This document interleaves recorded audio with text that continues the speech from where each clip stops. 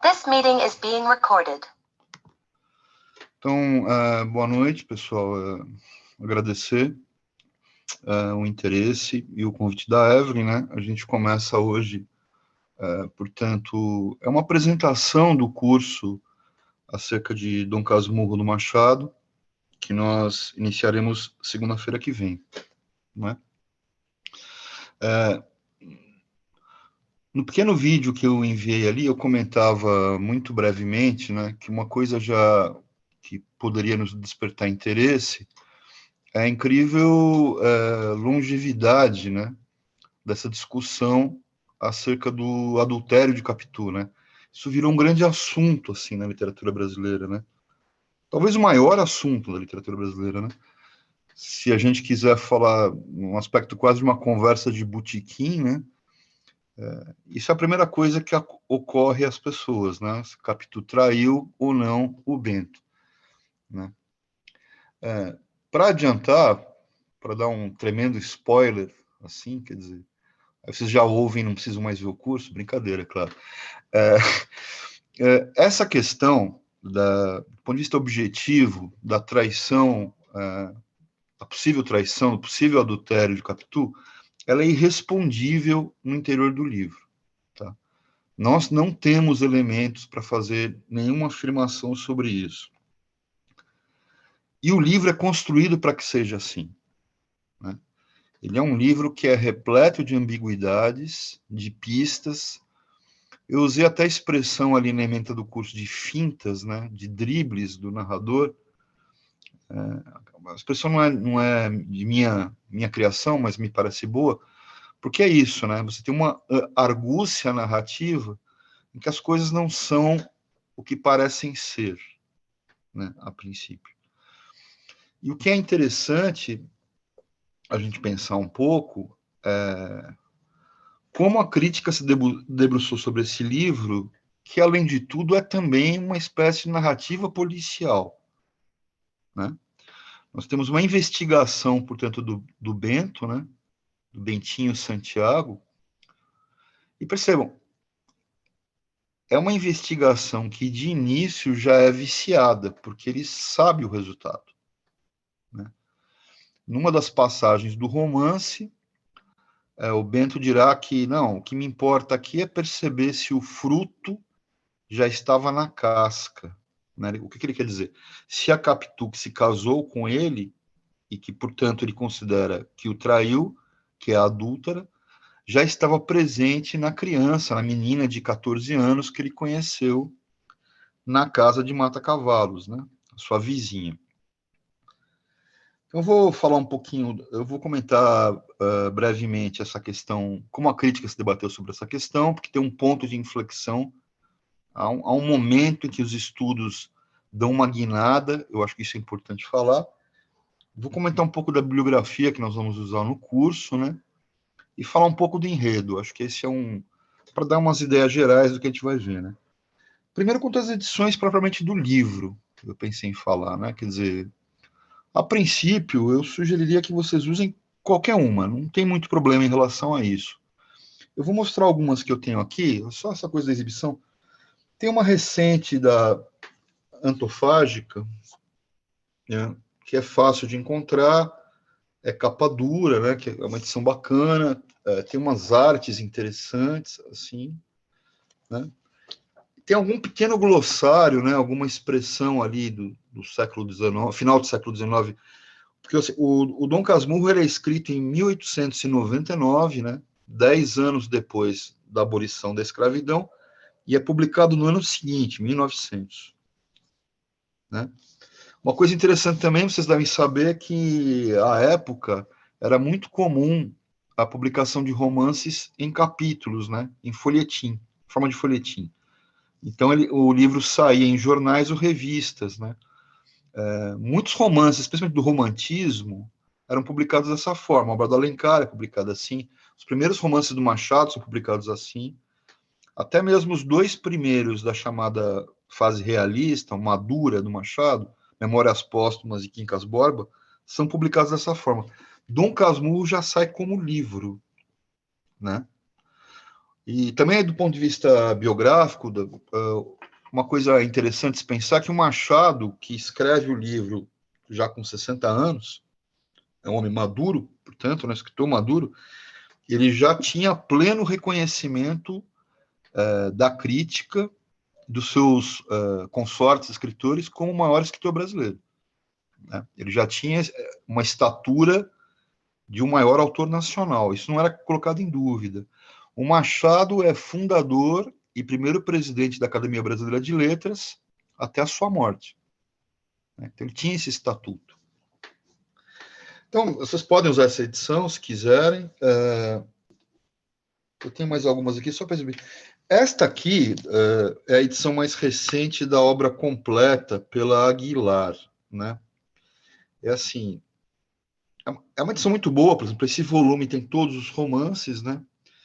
E o que é um diferencial que eu acho muito interessante aqui é que existe, no início do livro, uma fortuna crítica de 200 páginas, tá? 220 páginas, né? Organizada pelo Samuel Titã, que é professor de teoria literária da USP, um pesquisador muito sério. Eu tenderia a dizer, eu me arriscaria a dizer que toda a crítica relevante do Machado, ou boa parte, 90% dela, se encontra nessa fortuna crítica.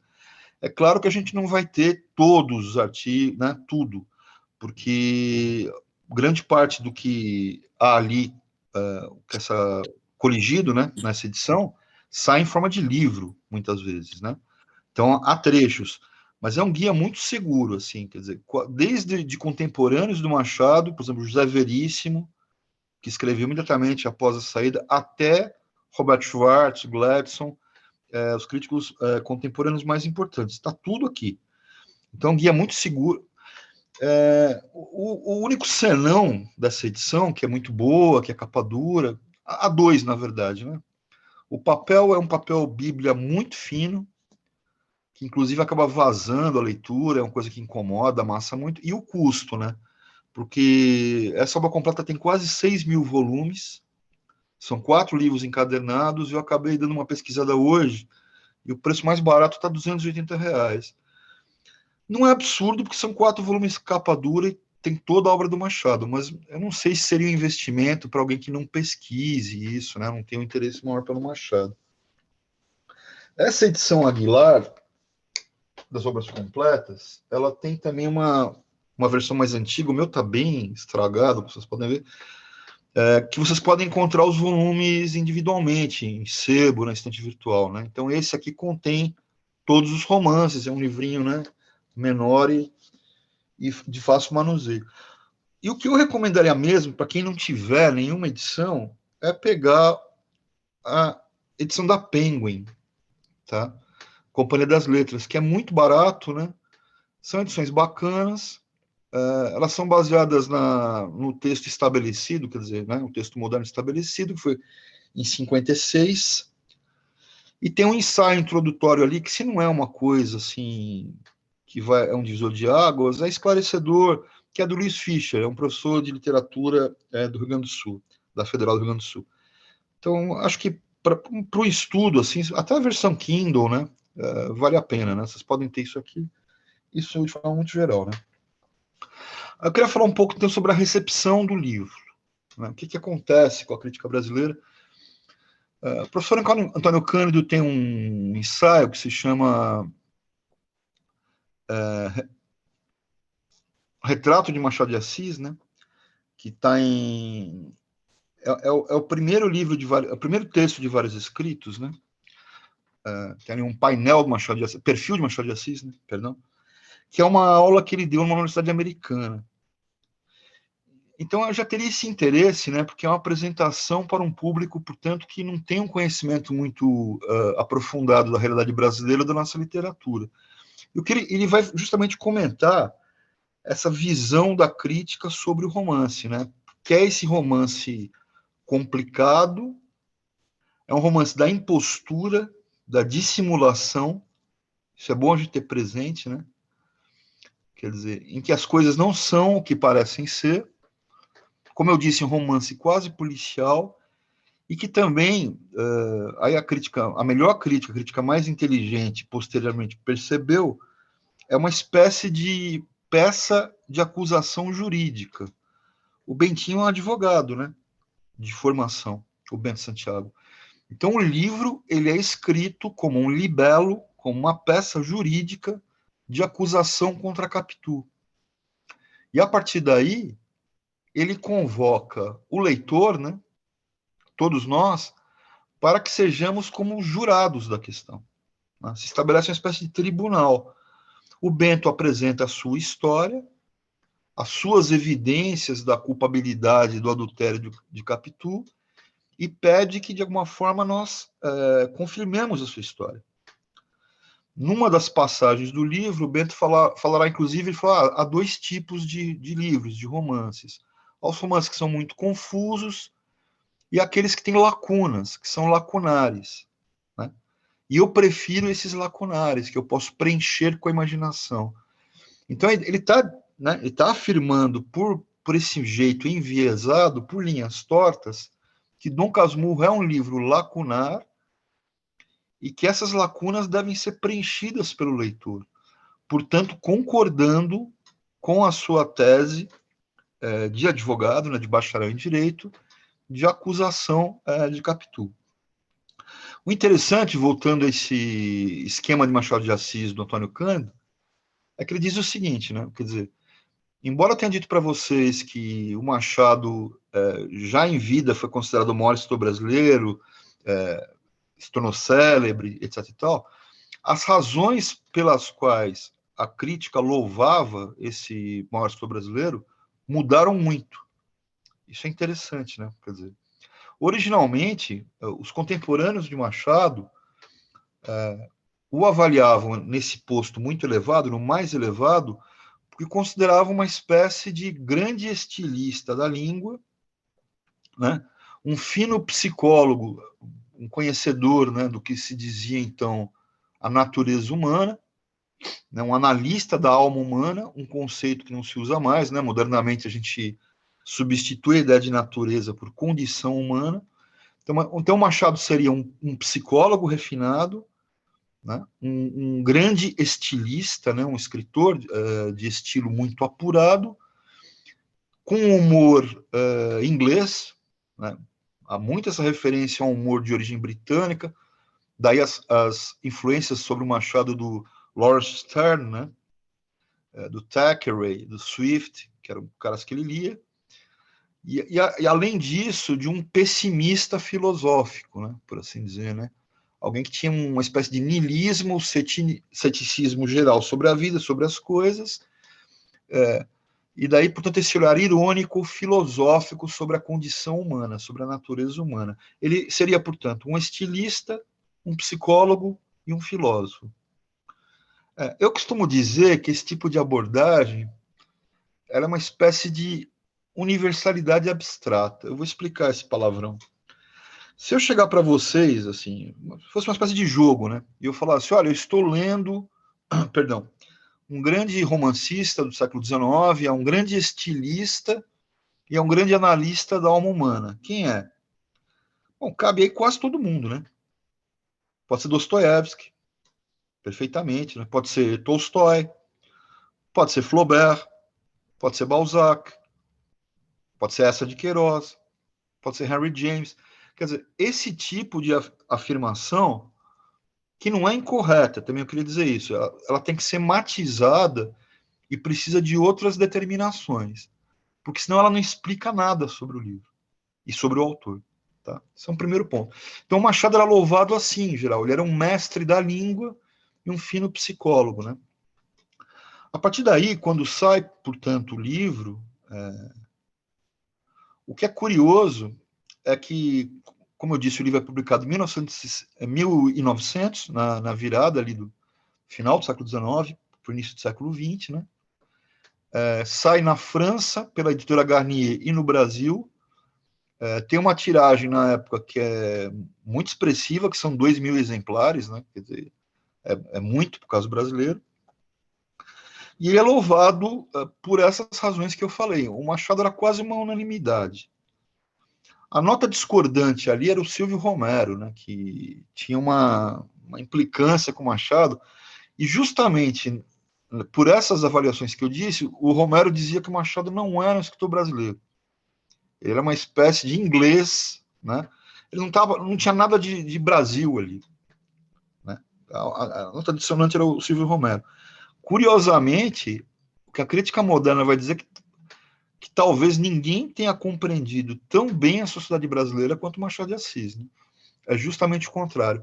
O Machado tem um texto chamado Instinto de Nacionalidade, tem um artigo, né, no qual ele trata justamente dessa questão. Vocês vejam o nome, né? Instinto de Nacionalidade. Né? Ele diz justamente isso. Ele recusa o naturalismo e o realismo do Eça de Queiroz, ele escreve um artigo contra o Eça, dizendo, não, mas não se trata aqui de a maneira do Gonçalves Dias, né, ou do Alencar, eu ficar falando de índio. Não é isso. Ele falou, tem um instinto de nacionalidade, é uma coisa mais profunda. O que ele queria dizer? O meu estudo do romance aqui é de caracteres, né, de caráteres brasileiros, personagens brasileiros, com formações espirituais brasileiras, na condição da história brasileira. Não é, portanto, essa reprodução do Sabiá, do Gonçalves Dias, não é isso. Então, é um instinto de nacionalidade. Ele tinha essa consciência. Tá? O livro que vai transformar, aí sim é um divisor de águas acerca da crítica machadiana, é este aqui, O Otelo Brasileiro. Vejam o título, né? O Otelo Brasileiro de Machado de Assis, da Helen Caldwell, uma escritora americana. Né? E vocês vejam, esse livro é publicado nos Estados Unidos em 1960. Portanto, levou 60 anos para alguém se dar conta, começar a tocar no que eu creio seja o problema verdadeiro do livro. Né? Então, precisou alguém distanciada da realidade brasileira, americana, uma autora com um pendor claramente feminista, né, nos anos 60, portanto, também, né, e ela era a professora Caldwell, ela era uma estudiosa de Shakespeare, né, essa é a especialidade dela, então ela estava especialmente bem qualificada para entender essa questão do Otelo brasileiro, né, como elas chamam o Bento, né, e, portanto, Dom Casmurro, né. Qual que é o ponto aqui, né? Dirá Helen Caldwell, olha, mas assim, o livro, ela percebe isso, né, que o livro se constitui como uma peça de acusação contra Capitu, e no qual as evidências que o Bento, esse advogado católico, filho de proprietários de terras, de escravagistas, a mãe do Bento, muito católica, por exemplo, ela vivia de aluguéis, ela tinha vendido a fazenda e tinha uns aluguéis e uns títulos, mas vivia também do que havia na época que se chamava de escravos de ganho. Ela pegava os escravos que ela tinha e os colocava para trabalhar na rua, e o escravo, no final do dia, tinha que dar o dinheiro para o senhor, né? Então, assim, isso era muito comum no Rio de Janeiro na virada do século. Você tinha, por exemplo, as doceiras, as escravas que vendiam cocada, esse tipo de coisa. E os escravos faziam, em geral, pequenos trabalhos manuais, eram sapateiros, eram barbeiros, eram pintores, eram escravos de ganho. Então, eles não trabalhavam mais diretamente na lavoura, né? Esses escravos urbanos eram escravos de ganho, eles tinham, né, forneciam a renda para o senhor, ou eram alugados. E vocês vejam o grau de barbaridade, né? Quer dizer, e o Machado, com aquele distanciamento irônico que o caracterizava, coloca esse discurso do Bento como se fosse a coisa mais natural do mundo. E até as coisas são colocadas lado a lado. Não, minha mãe recebe de casas de aluguel e escravos de aluguel, né? Quer dizer, é uma barbaridade, claro, né? Quer dizer, você está comparando um ser humano a uma casa, porque o escravo é alugado. Então você tinha essas duas categorias. Então essa senhora, que é considerada uma santa, né? No túmulo, quando a mãe morre, o Bento manda colocar isso, uma santa. Essa inscrição no túmulo da mãe. Era uma mulher que vivia da escravidão, né? É interessante notar também que na obra do Machado, os escravos quase nunca têm voz. E quase nunca aparecem, inclusive. eles são como espectros, né?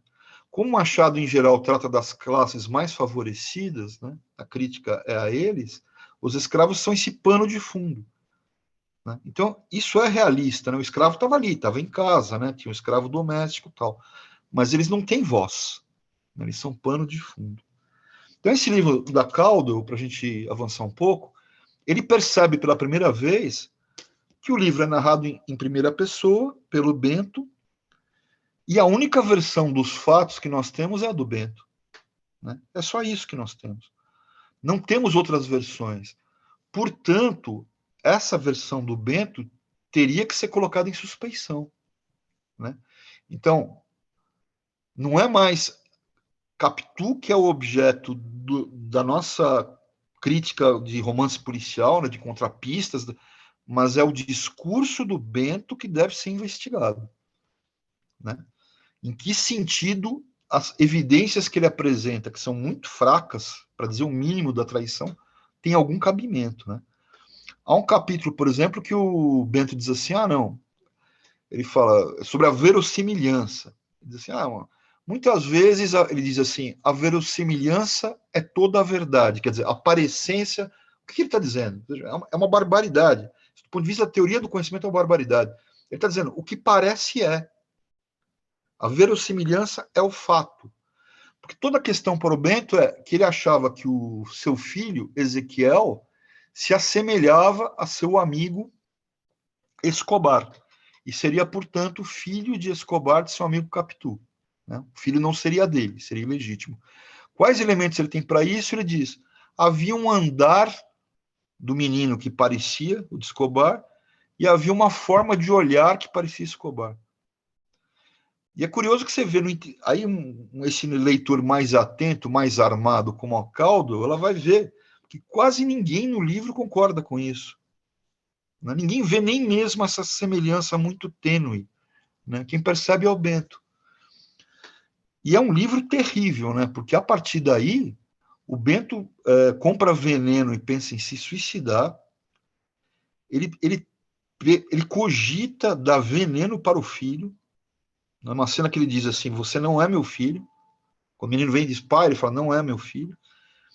Ele conduz Capitu e Ezequiel ao exílio, né? Manda ambos para a Suíça, onde os abandona. Ele vai 2 vezes para lá e nem sequer encontra Capitu e o filho, ele vai apenas para manter as aparências de que esse casamento ainda existia de alguma forma, e Capitu morre no exílio, né? E o seu filho também, Ezequiel, morre de febre tifoide. Quer dizer, é um livro terrível, né? E é uma coisa que muitas vezes nós não nos damos conta, porque nesse mundo de retórica, de simulação, de engano, né, de astúcia, nós acabamos não duvidando desse bacharel bem falante, simpático, esse homem culto, esse proprietário e esse católico, né? Nós não colocamos o seu discurso em questão. Então, talvez sejam esses elementos que expliquem a dificuldade da crítica brasileira em ter percebido que o discurso do Bento devia ser colocado sob fortíssima suspeição, né? E que no final ele é um ser monstruoso, né? Quer dizer, depois de tudo isso, ele termina o livro, ele começa o livro dizendo, né? Quando ele está narrando sua história, ele vai dizer assim: como bem e não durmo mal. Né? Quer dizer, não tem nenhum problema de consciência com isso. Com o fato de ter querido matar o filho, ter querido matar a Capitu, levando os dois à ruína, né? E à morte, né? O filho e a esposa. Então, esse livro é um grande divisor de águas nessa leitura, né? Percebeu-se pela primeira vez, né? Na verdade, alguém tinha falado, o José Veríssimo disse alguma coisinha ali, falou assim, olha, o Bento talvez, mas nada tão organizado, né? De você ter alguém que percebeu a armação do livro, né? E essas lacunas, quer dizer, o Bento nos convoca o tempo todo para que preenchamos as lacunas, essas informações que ele fornece, e que, de alguma forma, sustentemos a sua posição. que concordemos com ele, que Capitu é culpada e, portanto, a sua consciência deve ser aplacada. Vocês devem lembrar, tem uma passagem famosa ali, um capítulo, né? O livro tem 138 capítulos, são capítulos curtos, né? Capítulos bem curtos. Um deles se chama Olhos de Ressaca, ficou famoso, né? E isso não é evidente que Capitu tomou todas e acordou. É ressaca no sentido marítimo, né? Então, assim, os olhos de ressaca são os olhos que são como uma corrente marítima, que me arrastam para eles, né? Para si, né? Essa que é uma imagem muito bela, é o primeiro beijo do Bento Santiago e Capitu. Essa ideia de haver, portanto, uma força da natureza, né, uma ressaca marinha que o atrai, a paixão como uma força natural, é mais uma das estratégias do Bento para se eximir de culpa. Né? É como se ele dissesse, olha, é uma força da natureza, é uma ressaca. Eu não sou responsável pelo que aconteceu. O tempo todo o discurso é construído também dessa forma. E também, de forma muito ardilosa, o Bento diz a todo momento: vou narrar todos os eventos, né, da melhor. O que já estamos vendo não é verdade. Tá? Muito não é dito. Ele mente muitas vezes, ele fala, por exemplo, a minha memória não é tão boa. Ele se recorda de tudo, né? Quer dizer, quase tudo, né? Então, assim, da mesma forma que os olhos de Capitu o atraem como essa onda marinha da ressaca, né, que reflui, o livro tenta nos atrair com um ardil marítimo, assim, né? Quer dizer, com esse poder de uma ressaca. Nós somos convocados o tempo todo, o leitor é convocado para que se instaure como um dos juízes do processo de Capitu. Né? A partir daí, do livro da Caldwell, a crítica se desenvolve decisivamente, quer dizer, é um ponto mesmo de viragem, e aí nós temos... só uma curiosidade, né, a Susan Sontag escreve sobre Machado de Assis, né? Ela tem um ensaio sobre Machado, né, em questão de ênfase, né? Só mesmo uma curiosidade, porque o ensaio é sobre memórias póstumas, né? Não é uma coisa que vá nos ocupar diretamente. Aí eu teria aqui o Robert Schwartz, né, que escreveu esse livro Duas Meninas, né, para a Companhia das Letras. A primeira menina é Capitu, a segunda é Helena Morley, né, dos Diários de Helena Morley. A primeira parte, que são 40 páginas sobre Dom Casmurro, são das melhores coisas já escritas sobre o livro. Né? Eu vou falar, acho que a gente está meio com prazo, tempo bem pequeno aqui, vou falar uma última coisinha sobre um personagem ali que é muito interessante e dá essa nota para ver que esse absenteísmo político, essa ausência política ou histórica, essa crítica que o Machado sofria, que ele era um inglês, não entendia o Brasil, não tem cabimento. Né? Há um personagem que é muito interessante em Dom Casmurro, que é o José Dias, que é o agregado. Um capítulo, inclusive, que se chama O Agregado. O capítulo 4 é um dever amaríssimo, eu creio, o quinto é o agregado. Essa figura, para o leitor moderno, ela é um pouco difícil de entender, ela é meio estranha. Mas era muito característica do Brasil colônia e império, ali até a passagem do século. Qual é essa figura? Ele é porque você tem a sociedade dos proprietários, dos senhores de escravos e tal. Você tem, por outro lado, os escravos, né, sem praticamente nenhum direito, e você tem uns brancos libertos, né, brancos livres. E muitos deles são pobres e se tornam agregados, ou seja, eles vivem numa espécie de arranjo muito brasileiro de favor. Né? Eles vivem próximos ou na casa de uma família de posses, prestam às vezes pequenos serviços domésticos e acabam tendo uma relação que é meio aquela relação brasileira esquisita. É como hoje em dia a patroa diz da empregada, ela é quase da família. Né? Isso é um arranjo brasileiro estranho, né? Esse brasileiro cordial, dizia o Sérgio Buarque de Holanda, que é uma coisa violentíssima, na verdade. Então, José Dias é um agregado, é alguém que mora com a família Santiago, presta pequenos serviços, ele era um homeopata, né? Ele se dizia homeopata inicialmente, e isso já é significativo, porque o Machado tinha especial aversão à homeopatia, né? Que ele achava que era uma coisa de charlatão, tá? Então, ele qualifica o José Dias assim, quer dizer, ele é um charlatão. Ele é duplamente charlatão porque ele acaba confessando que não é nem homeopata depois, e ele é esse cara que sabe seu lugar, né?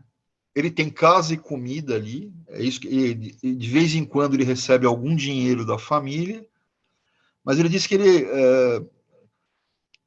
ele obedece basicamente, né? Ele obedece, ele sabe seu lugar, ele sabe até onde ele pode ir para não perder esse pequeno posto de agregado que ele conseguiu. Isso é significativo porque o próprio Machado, a família do Machado foi de agregados, né? O pai de Machado era neto de escravos, embora ele nascesse liberto. A mãe de Machado era uma senhora portuguesa dos Açores. O pai era pintor e a mãe lavava roupa, quer dizer, eles eram uma família humilde que se tornou agregado de uma fazenda ali depois que ele sai do Morro do Livramento, né? Então, o Machado conhecia essa configuração nacional muito bem, né? De alguém que, portanto, sabe seu lugar, né? Que é essa figura do José Dias.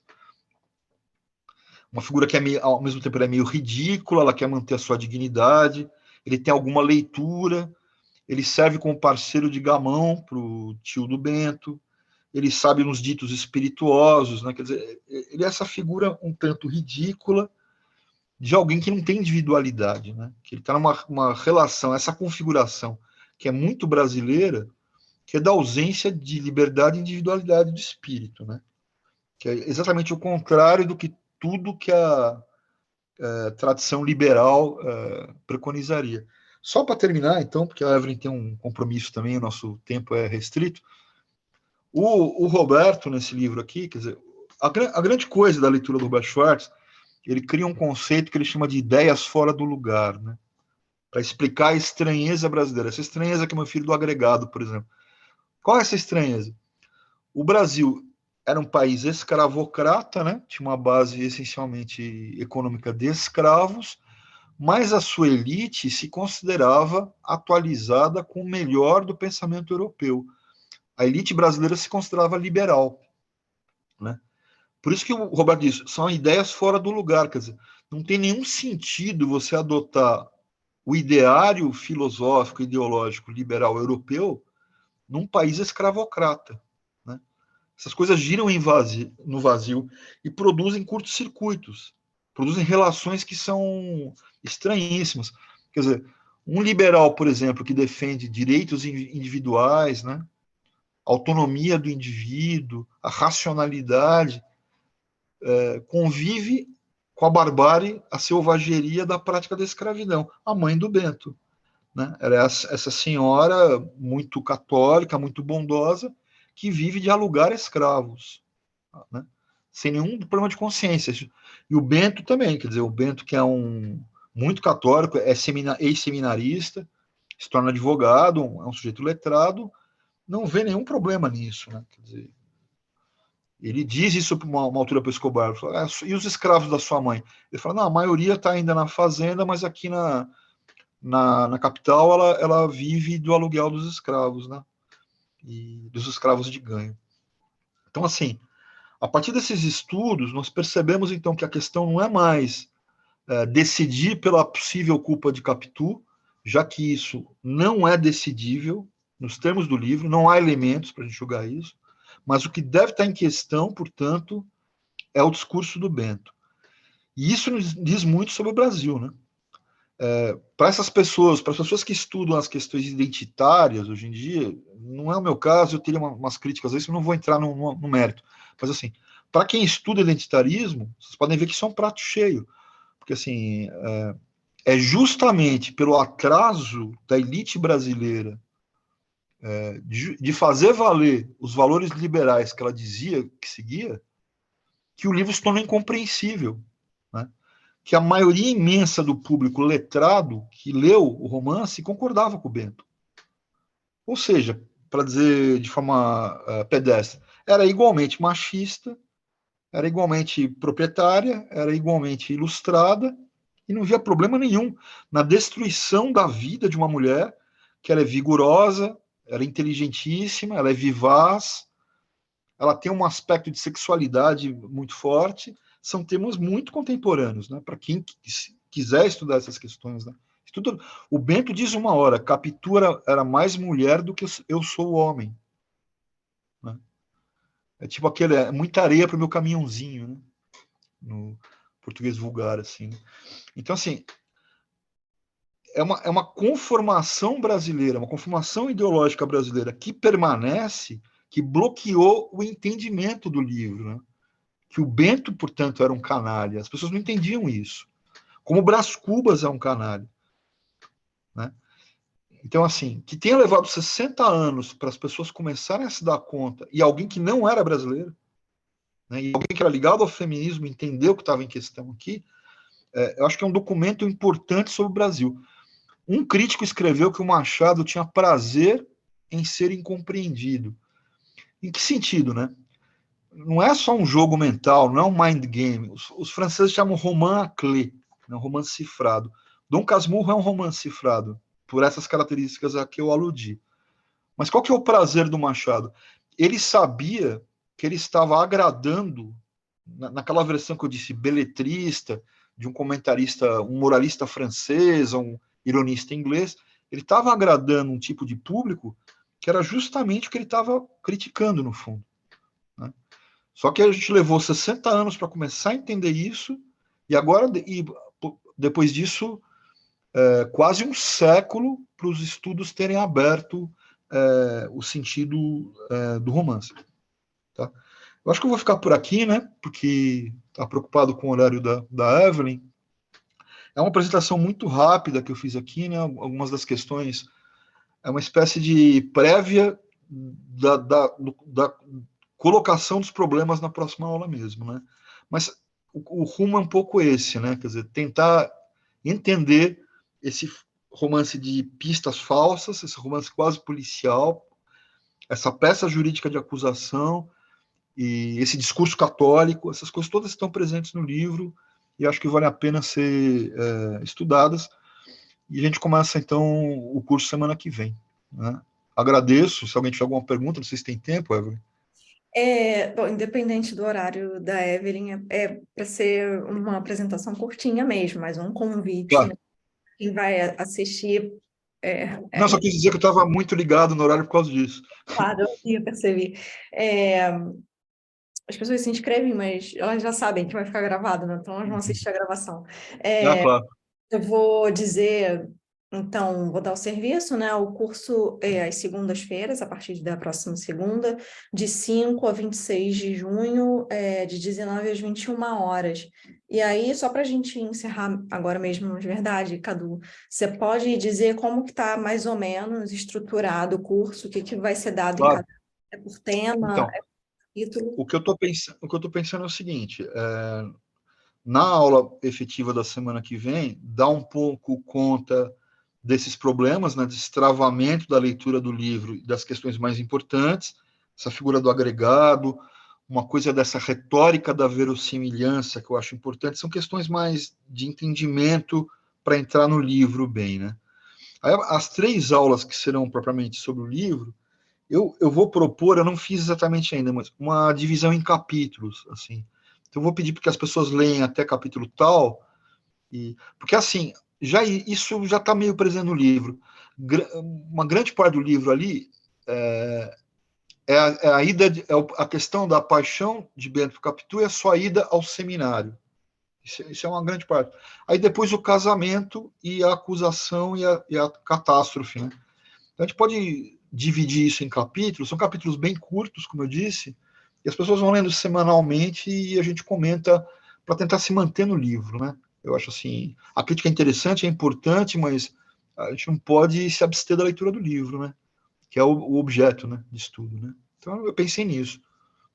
Eu fico com algumas dúvidas mais externas ao livro, né? Então, por exemplo, quem não leu o livro, nunca leu Machado, nunca leu Dom Casmurro até hoje, quiser fazer, tudo bem? Vai conseguir acompanhar? Não vai, assim, eu vou passar para depois, um pouco antes, quando as pessoas se inscrevem, eu vou passar, tem uns textos bem curtos, assim, tem um livrinho, eu peguei tanta coisa aqui, não sei, tem um livrinho do Alfredo Bozzi, daquela coleção Folha Explica, o livro tem 80 páginas, e a parte de Dom Casmurro são 5 páginas. Se a pessoa lê aquilo, ela já tem um resumo do entrecho, né, da narrativa, e ali, um capítulo anterior, ele faz essa recensão de toda a crítica, a pessoa lê isso e vai, né? E é um livro muito agradável, né? Ele tem esse estilo muito sóbrio, essa característica do romance inglês aí, né? Ela é muito, ela faz sentido. Por isso que eu disse que essas críticas, né? Quando eu estou falando, ele era um fino estilista, não, ele era também, né? A gente sempre tem que ter um cuidado, não pode recusar inteiramente, porque essas coisas são verdadeiras. Num grande autor, essas coisas também são verdadeiras. Então, é um livro muito agradável, né? De se ler. Vai ter alguma dificuldadezinha de vocabulário, o que é normal. Algumas edições têm glossário, essa da Antofágica tem um pequeno glossário.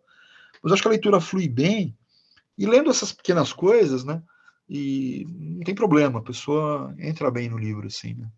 Só mais uma última coisa para a gente terminar mesmo. Eu não sei se confere, mas eu tenho tido a leve impressão de que talvez uma leitura guiada de um clássico seja uma coisa que bota medo nas pessoas de alguma forma. O que você pode dizer assim, bem rapidinho, com relação.